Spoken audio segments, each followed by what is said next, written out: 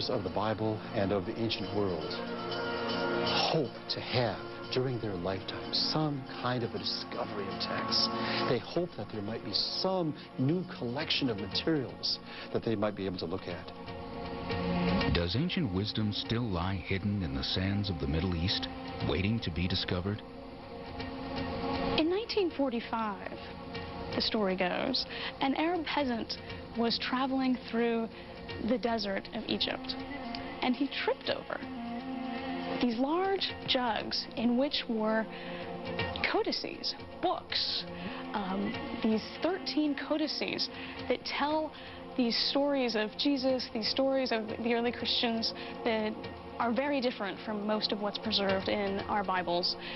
And this story is actually quite engaging because the peasant was apparently involved in a blood feud. His father had been murdered, and he was chasing his father's murderer during the time in which he came across the codices. He then subsequently brought the codices home.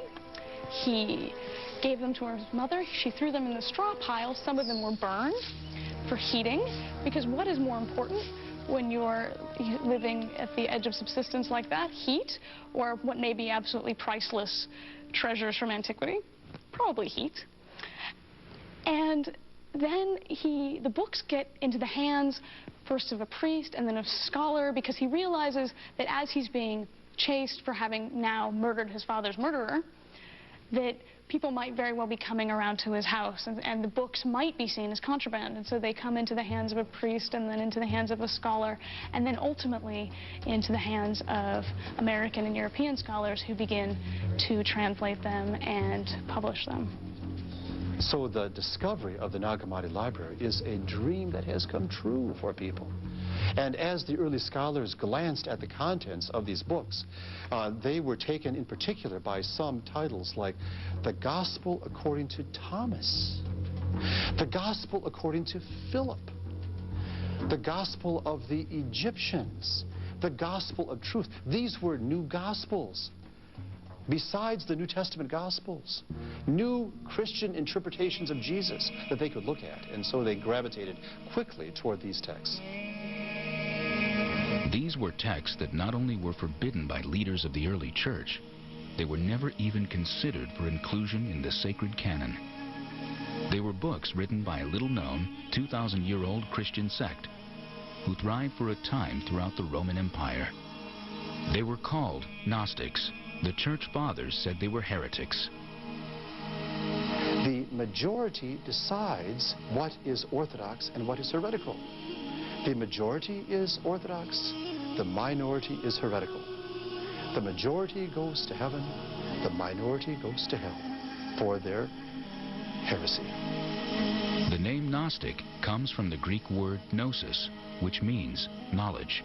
Gnostics believed in the basic structure of the Christian faith in terms of Jesus Christ, but had a very different interpretation than what we would call the Orthodox view of Christianity.